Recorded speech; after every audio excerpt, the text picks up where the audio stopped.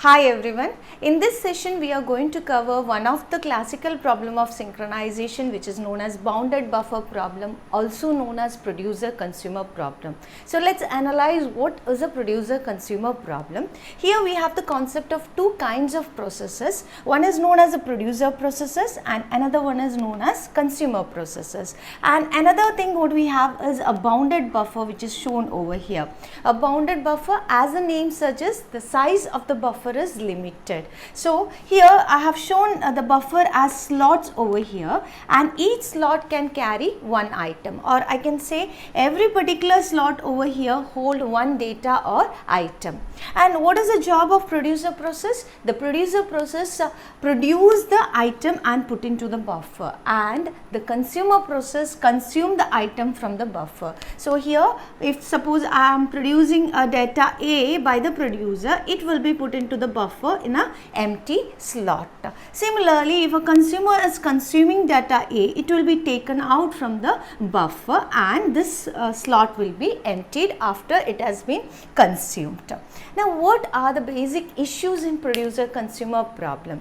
The first thing is, as this producer and consumer are sharing a common buffer, or I can say this is a shared buffer.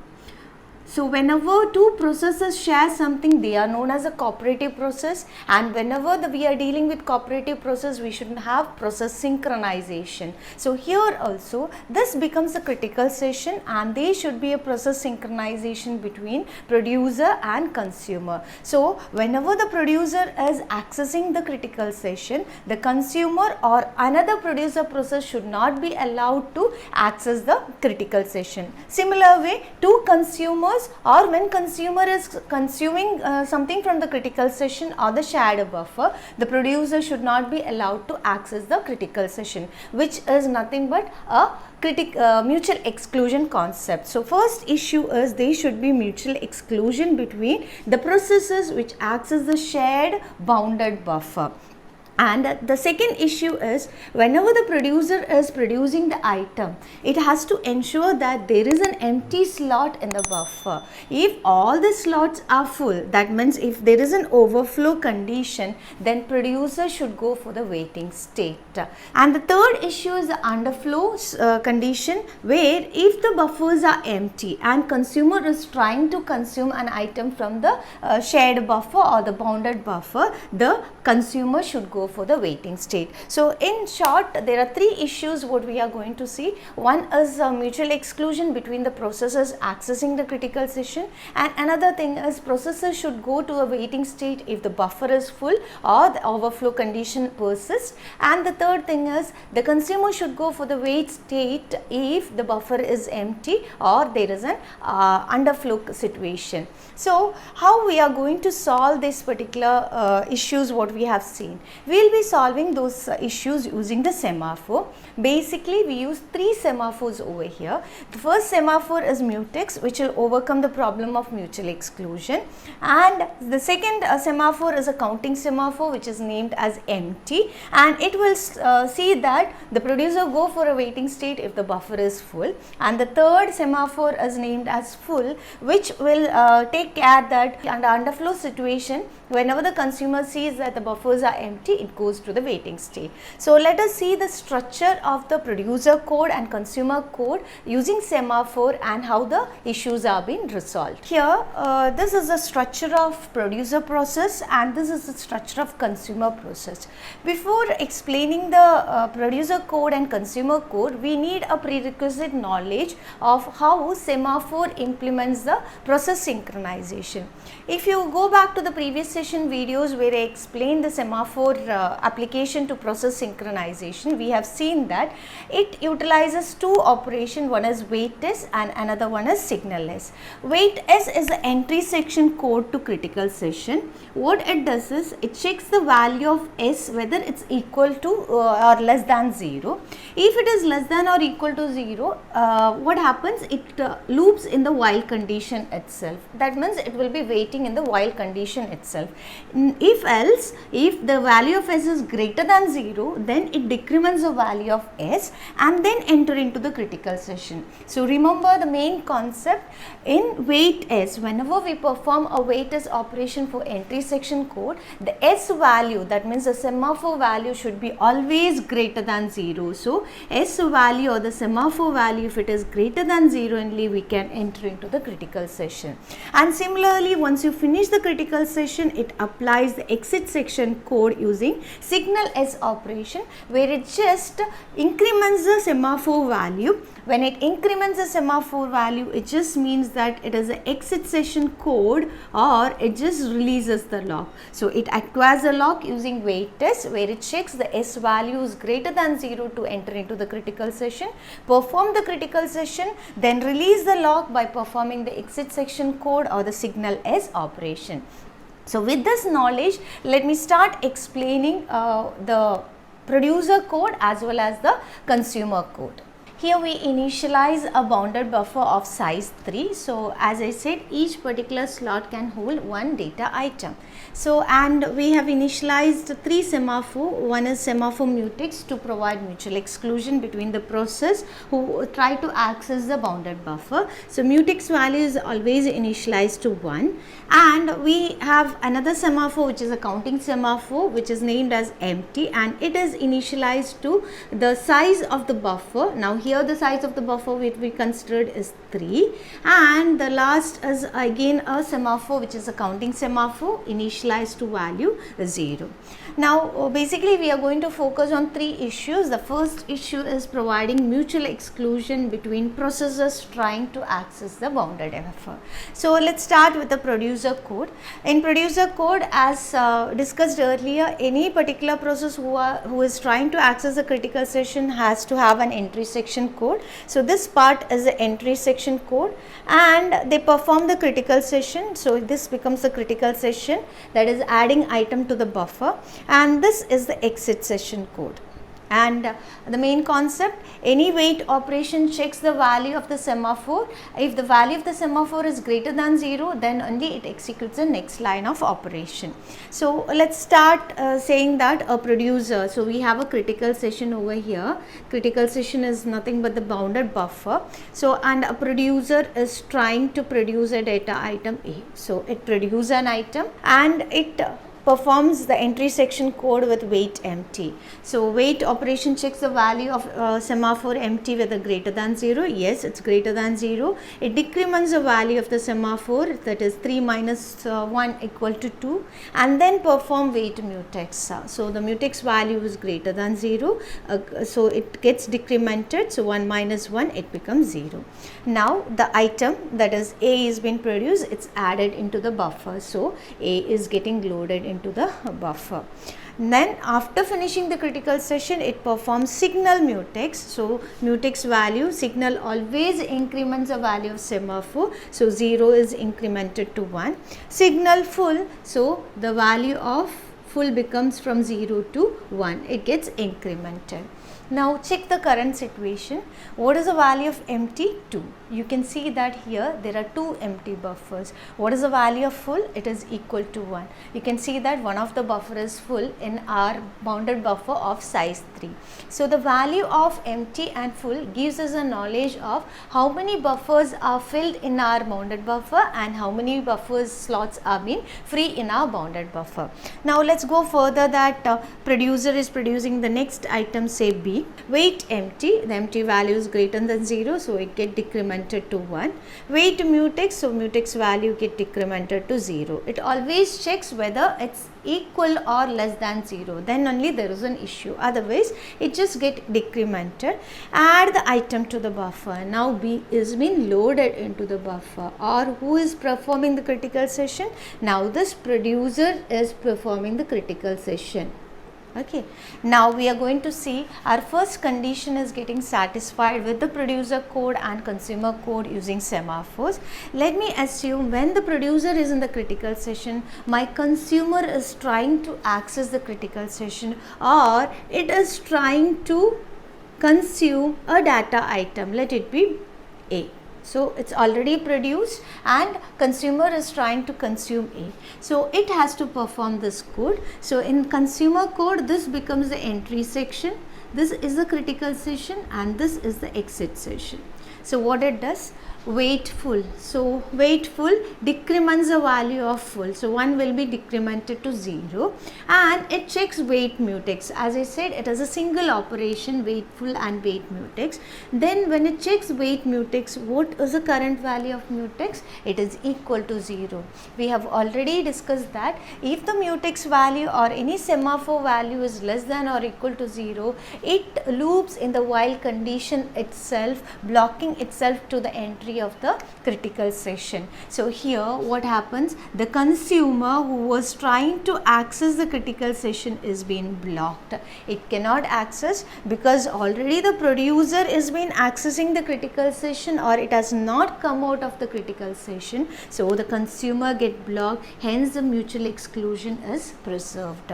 The consumer who is blocked from entry of the critical session will be pushed into the waiting list. And why it is pushing into the waiting list? Because it is waiting for the semaphore value of mutex to be a positive value, that is equal to 1. So the consumer will be in the waiting list for the mutex semaphore, and the consumer will be moved from the waiting list to ready queue if a signal mutex occurs, and signal mutex occurs once a producer finishes its critical session. So let's see that situation. Now let's assume producer has finished its accessing the critical session and it performs signal mutex. So mutex value becomes incremented to 1, and signal full increments the value of full to 2.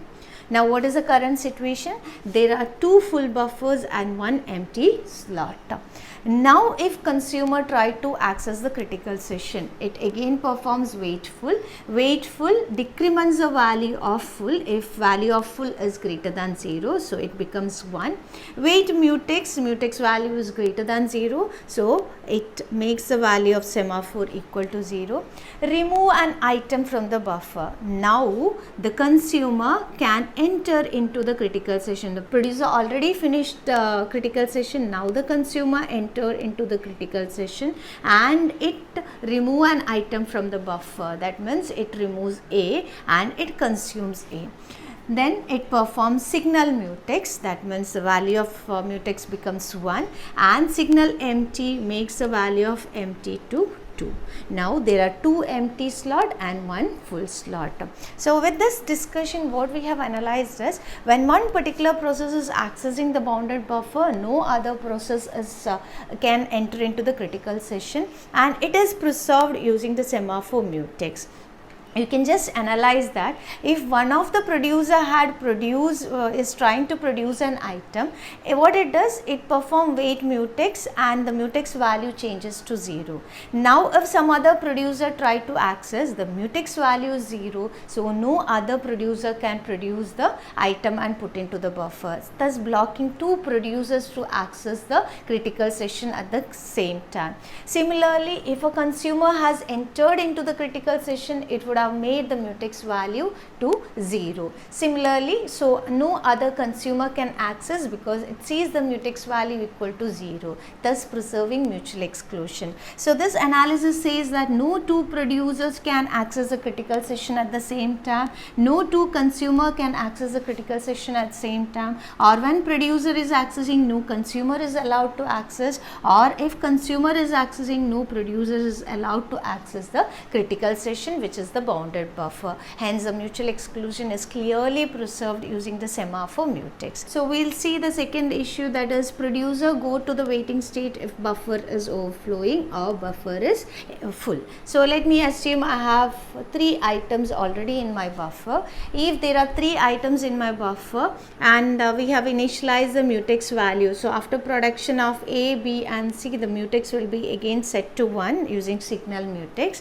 and the empty value will be, there are no empty buffers, so it will be equal to 0, and the full buffers will be equal to 3. So previous analysis helps us to write these values without executing the code itself.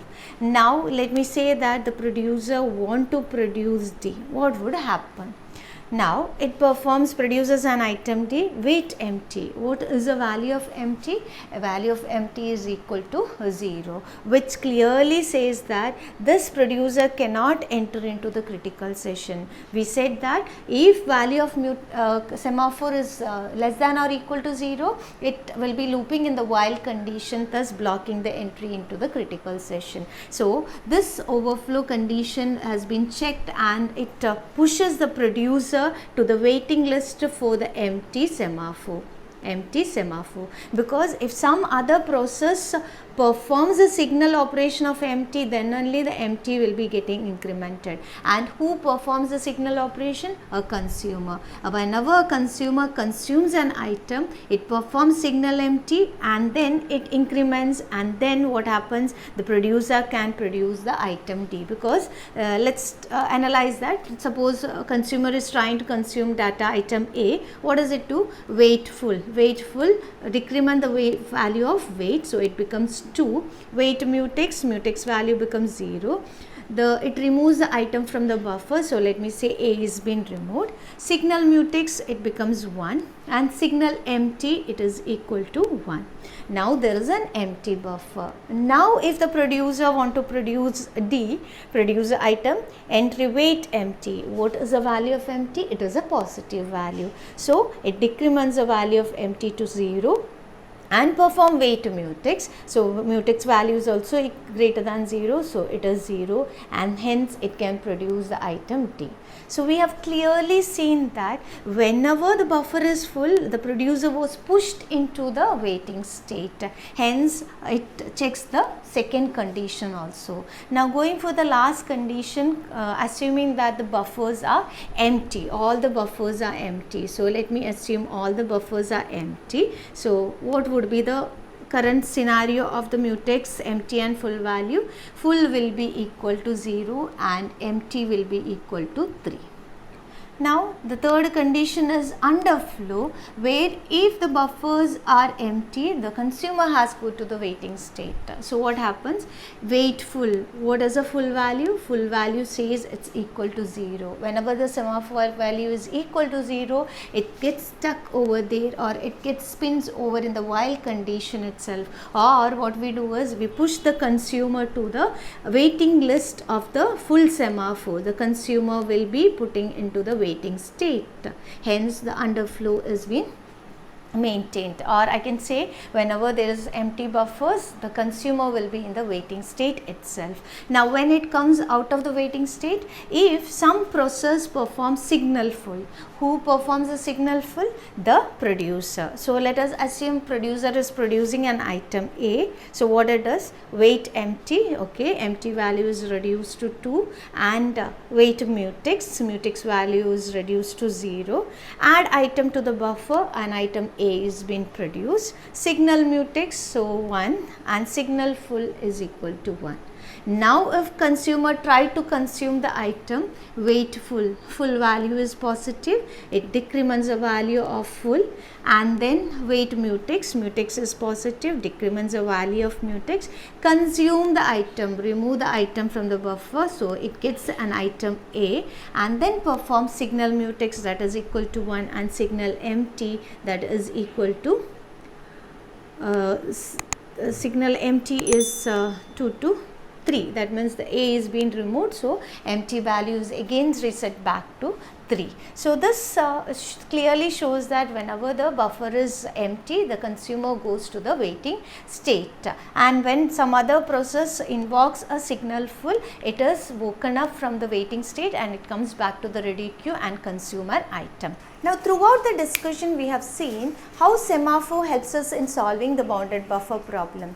We used a semaphore mutex to provide the mutual exclusion. That means two processes cannot access the bounded buffer at the same time. Whenever process enter into the critical section, it set the value of mutex to 0, and other process gets stuck when it perform the entry section code by seeing the value of mutex equal to 0. So always the mutex value has to be greater than 0 if a process want to enter into the critical session. Next we have seen the semaphore empty. We have seen that if the empty value is greater than 0, then only a producer process can enter into the critical session. Otherwise the producer goes to the waiting state. So it ensures that if a buffer is full, the empty value will be set to 0, so that no process can enter into the critical session, or the process goes to the waiting state. Similarly, if you observe in the consumer code, the semaphore full maintains a condition that if the buffer is empty, the consumer go to the waiting state, or a consumer can consume an item from the buffer if the value of full is greater than 0. So whenever the buffer is empty, full will be equal to 0, consumer gets stuck in the entry code itself. In the upcoming session, we are going to see another classical problem of synchronization, which is known as readers-writers problem. We will see the issues in readers-writers problem and how we are going to solve this.